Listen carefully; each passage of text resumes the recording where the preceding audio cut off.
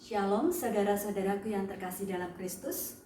Pada kesempatan kali ini saya akan menceritakan perumpamaan tentang talenta.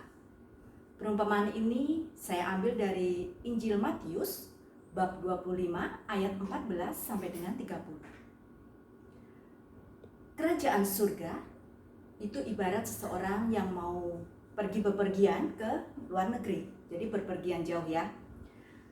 Alkisah seorang tuan yang memanggil beberapa hambanya untuk mempercayakan harta kepada para hambanya karena ia mau pergi. Datanglah beberapa hambanya. Hamba yang pertama dia berikan 5 talenta. Kemudian hamba yang kedua diberikannya 2 talenta. Kemudian hamba yang terakhir diberikannya 1 talenta. Setelah mempercayakan hartanya kepada para hambanya ini, si tuan ini lalu pergi. Kemudian ketiga hamba tadi, setelah memperoleh harta dari tuannya, membawa harta masing-masing, kedua orang hamba menjalankan uang yang diberikan. Tetapi satu hamba pergi untuk menggali lubang, menyembunyikan harta yang telah diberikan oleh tuannya. Selang beberapa waktu kemudian, si tuan pulang. Lalu dia memanggil hamba-hamba yang telah diberikannya harta itu. Kemudian hamba yang pertama datang dan berkata, "Tuan, 5 talenta yang Tuhan percayakan kepadaku telah memperoleh 5 talenta pula." Kemudian si Tuhan pun berkata, "Baik sekali perbuatanmu itu, hai hambaku, yang baik dan setia. Engkau telah setia memikul tanggung jawab dalam perkara yang kecil.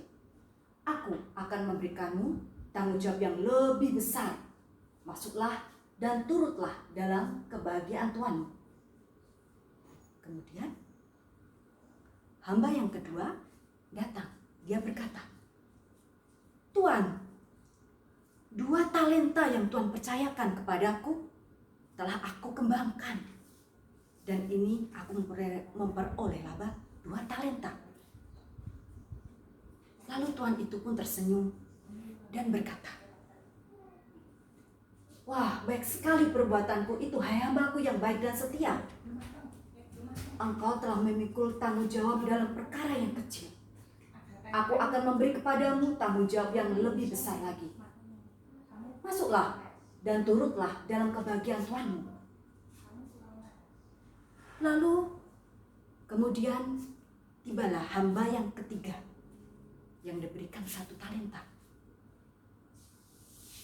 "Tuan, aku tahu bahwa Tuhan adalah manusia yang kejam dan menuai, di mana Tuhan tidak menabur dan memungut di mana Tuhan tidak menanam. Karena itu aku takut. Aku pergi menggali lubang dan menyembunyikan harta yang telah Tuhan berikan kepadaku. Ini, terimalah kepunyaan Tuhan," kata hamba itu. Lalu jawab tuannya, "Hai, kamu hamba yang jahat dan malas. Jadi kamu sudah tahu bahwa aku menuai di mana aku tidak menabur dan memungut di mana aku tidak menanam.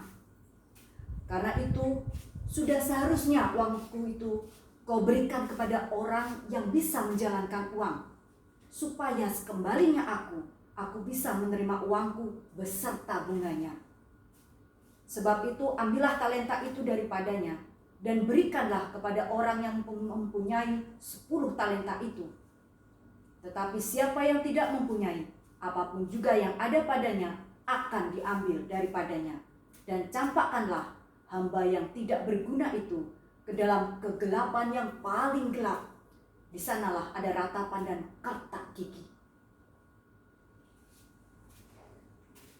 Demikianlah cerita tentang perumpamaan talenta. Nah, saudara-saudaraku yang terkasih, dari cerita tadi Tuhan mengingatkan kita bahwa hendaknya kita bisa mengembangkan talenta yang telah Dia berikan kepada masing-masing dari kita.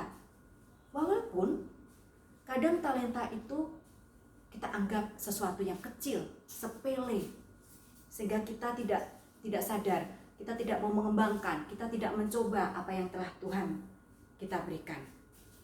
Talenta itu tidak kita pikirkan. Bukankah talenta yang Tuhan berikan itu secara gratis, secara cuma-cuma? Bagaimana? Tinggal kita mencari tahu dan mengembangkannya, bukan? Seringkali kita iri kepada si A, si B, si C, dia pandai ini, pandai itu, pandai yang lain-lain. Tapi kita tidak melihat proses yang orang kita iri itu. Nah, marilah sekarang kita maksimalkan, kita pelajari apa yang telah Tuhan berikan kepada kita. Kita biarkan Tuhan yang menilai apa yang telah kita usahakan selama ini untuk mengembangkan talenta yang telah Tuhan berikan kepada kita. Sekian dari saya. Terima kasih dan Tuhan memberkati.